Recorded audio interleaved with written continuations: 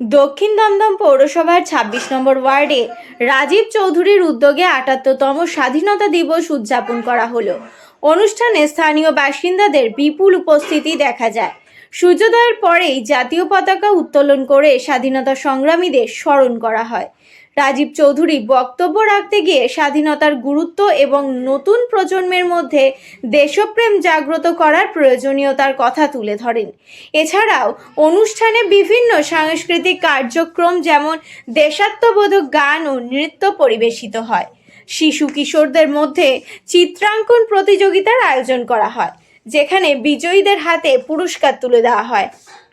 অনুষ্ঠানের শেষে সকলকে মিষ্টি বিতরণ করা হয়। এই উদযাপনকে কেন্দ্র করে এলাকাবাসীর মধ্যে উৎসাহ ও উদ্দীপনা লক্ষ্য করা যায়। ৩ বছর ধরেই করছি, প্রত্যেকবারই ভালো থেকে ভালো হচ্ছে, আর প্রত্যেকবারই অদিতি করে।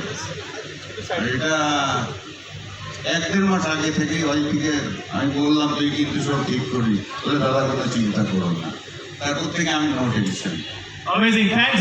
জোরে হাততালি অদিতি এবং একটু বলুন না প্লিজ একটু লাইন বলতে, ওরাও তো দেখছে, এটা ন্যাচারাল। এরকম প্রশ্নটা করেন, ওরা ফর্মাল প্রশ্ন করে, আমি এরকম ইনফর্মাল প্রশ্ন করবো। বলুন, কবে থেকে এই পুরো প্ল্যানিংটা শুরু হয়েছিল, আপনাদের এই কর্মযোগ্যতা কবে থেকে শুরু হয়েছিল?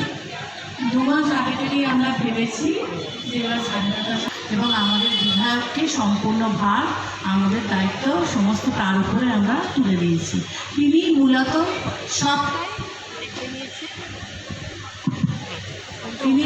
সবটা দেখে নিয়েছেন, কোন আর্টিস্ট আসবে, কার পরে কী গান করবে, কীভাবে পুরো প্রোগ্রামটা সিরিয়ালি হবে, সবটাই ওরই ভাবনা, অদিতিরই ভাবনা। এই জন্য আমি অদিতিকে অশেষ ধন্যবাদ।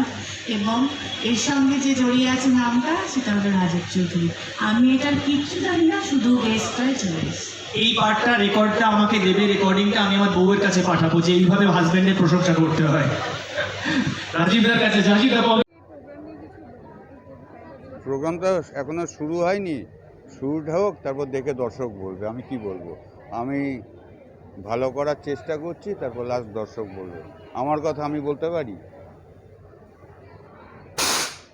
তাই প্রত্যেকটা আর্টিস্টই স্বনামধন্য, আর ওনারা বেস্ট পারফরমেন্সই করবেন, এইটুকুনি আমার কনফিডেন্স আছে।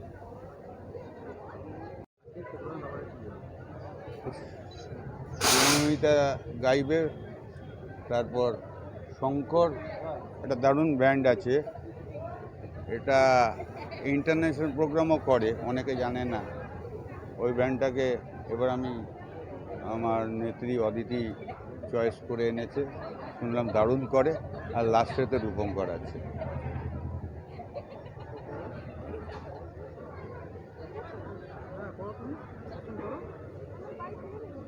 আর কত জিজ্ঞেস করবি?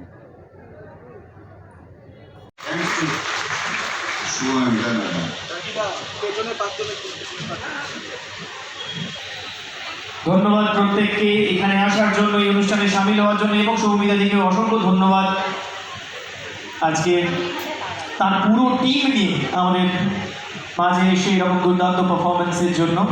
অলরেডি প্রথম গানেই যে কন্টেক্সট সেট হয়ে গেছে।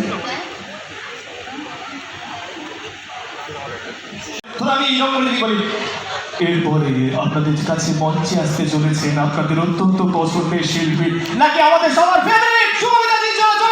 আপনারা হিংসুটে লোকের কাছে একসাথে হাতে দিয়েছেন, দেখে কি ভালো লাগছে।